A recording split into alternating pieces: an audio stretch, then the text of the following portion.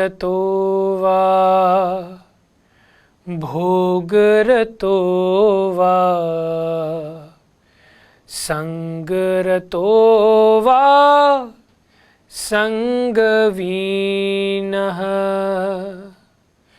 यस्य भ्रामणि रमते चित्तम् यस्य भ्रामणि रमते चित्तम् नंदति नंदति नंदते वा नंदति नंदति नंदते वा। तो दोस्तों, इस श्लोक के मायने हैं योग रतो वा भोग रतो वा, चाहे योग के मार्ग से चाहे भोग के मार्ग से, संग रतो वा संग वीना, चाहे किसी के संग में हो चाहे अकेले हो, सॉलिट्यूड में हो, यस्या ब्राह्मणी रमते चित्तम, कि जिसने उस पार ब्रह्म परमेश्वर या अपनी सोर्स ऑफ क्रिएशन उसके ऊपर, ट्रू रियलिटी के ऊपर अपना फोकस रखा। यस्य ब्राह्मणी रमते चित्तम, जिसका फोकस, जिसकी इंटेंशन उस ट्रूथ के ऊपर है, उस रियलिटी के ऊपर है, नंदति नंदति नंदतेवा, ओनली ही एंजॉयज, वही उस आनंद का भागीदार होगा, वही उस आनंद को भोग पाएगा। तो इस श्लोक के ये मायने थे जो हमारे योग के सबसे पहले श्लोक माने जाते हैं। अंतर्राष्ट्रीय योग दिवस की सभी को हार्दिक शुभकामनाएं। तो दर्शकों, आज अंतर्राष्ट्रीय योग दिवस यानी इंटरनेशनल योगा डे है, जो 2015 से हर साल 21 जून को मनाया जा रहा है और 2014 में अंतर्राष्ट्रीय योग दिवस यानी कि international yoga day United nation general assembly में इसको इंक्लूड किया गया था। अगर हम योग की बात करें तो मैं थोड़ी जानकारी आपके साथ साझा करना चाहूँगा। जैसे कि मैंने आपको बताया कि यूनाइटेड नेशंस जनरल असेंबली में योगा को 2014 में इंक्लूड किया गया और योग हमारे भारतवर्ष का ओरिजिनेटेड है। योग हमारे भारतवर्ष की पहचान है। यही योग पूरे वर्ल्ड में ट्रैवल किया और लोगों ने अपने अपने हिसाब से उसको मोल्ड भी करना शुरू किया। लेकिन अगर मैं योग की बात करूं, अगर योग की स्टडी की बात की जाए, तो योगा जहां से आता है, the word yoga means union. योग का मतलब होता है union.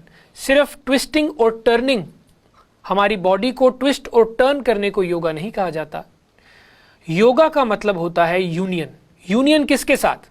The source of your creation, उस परमात्मा, उस परमार्थ, उस आनंद के साथ जब आप ट्यूनिंग में होते हैं तब उसको योग कहा जाता है।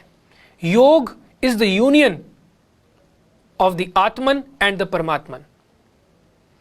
तो ये फिलॉसफी योगा की शुरू से हमारे कल्चर में रही है, जो बाद में वेस्ट में जाकर अपने हिसाब से उन्होंने इसको तोड़ मरोड़ कर पेश किया और योगा की कई ब्रांचेस और स्कूल्स बना दिए गए। लेकिन जो एक्चुअल योगा है, जो पहले योगी महादेव शिव जी कहते हैं कि योगा का जो पहला आगमन हुआ वो शिव जी के थ्रू हुआ।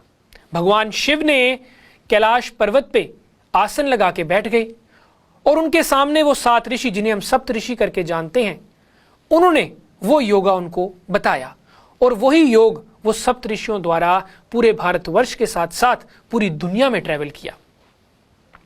तो आदि योगी से शुरू हुआ ये योग आज पूरे विश्व भर में मनाया जा रहा है। ये भारत के लिए बहुत ही गौरवमय बात है। इसके साथ मैं आपको बताऊं मॉडर्न डे योगा के बारे में।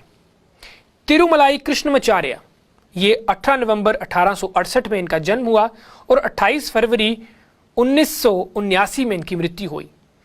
ये one of the father of yoga भी इनको कहा जाता है और ये इंडियन योगा टीचर थे, आयुर्वेदिक हीलर और स्कॉलर थे, तिरुमली कृष्णमाचार्य।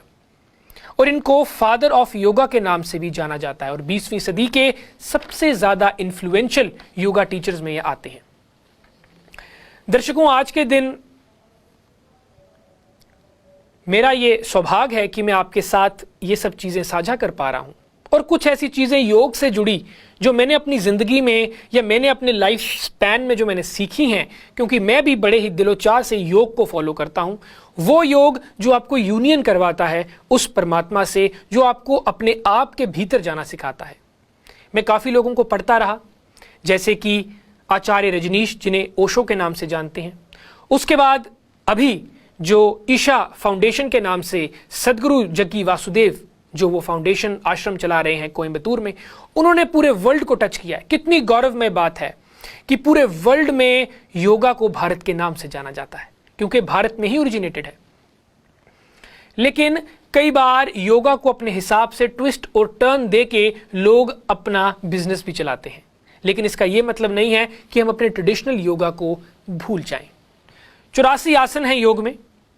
उन 84 आसनों के थ्रू हम अपने आप को मेंटली, फिजिकली और स्पिरिचुअली जो है वो स्वस्थ रख सकते हैं। तो दर्शकों, अब मैं आपको बताना चाहता हूं कि इस पैंडेमिक के टाइम पे योगा का कितना बड़ा रोल रहा और है भी। योग का सिंह आसन, जो कि आपकी फेफड़ों की एक्सरसाइज करवाता है, वो आसन से लोगों की लंग कैपेसिटी बढ़ती है। और जिस तरह का कोविड पैंडेमिक है, कोरोना पैंडेमिक है, इसने लोगों के लंग्स पे अटैक किया, breathing problem, oxygen saturation fall करने लगी। तो सिंह आसन जो है, वो सिंह आसन किया हुआ उन फेफड़ों की कैपेसिटी को बढ़ाना, लंग्स की एक्सरसाइज करने से कई बीमारियां, कई रोग दूर होते हैं और इंसान कोरोना जैसी बीमारी में होने के बाद भी इससे जूझकर लड़कर जीत सकता है। इतना बड़ा महत्व है योग का हमारी जिंदगी में।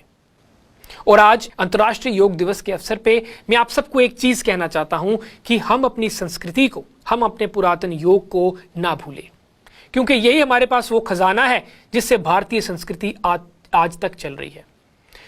यहां से योग लेकर अमेरिका, फॉरेन कंट्रीज में जाकर वहां के लोग इसका खूब उपयोग करके स्वस्थ तंदुरुस्त हो रहे हैं, और हम अपनी कंट्री में रहकर इस खजाने को फॉर ग्रांटेड ना लें। तो आज ये प्रण लें, ये शपथ लें कि आज इंटरनेशनल योगा डे, अंतर्राष्ट्रीय योग दिवस के अवसर पर हम अपने आप को तन मन धन से पूरा समर्पित करते हैं अपनी योग संस्कृति की तरफ। और सिर्फ ट्विस्टिंग और टर्निंग ऑफ बॉडी को योगा नहीं कह सकते। 84 आसन और साथ में यूनियन, वो यूनियन आंखें बंद करके जिसको हम ध्यान कहते हैं। ध्यान की प्रक्रिया योग की सबसे बड़ी और सबसे अहम प्रक्रिया है जो हमें सबसे पहले फॉलो करनी होती है। उसके बाद वो 84 आसन आते हैं।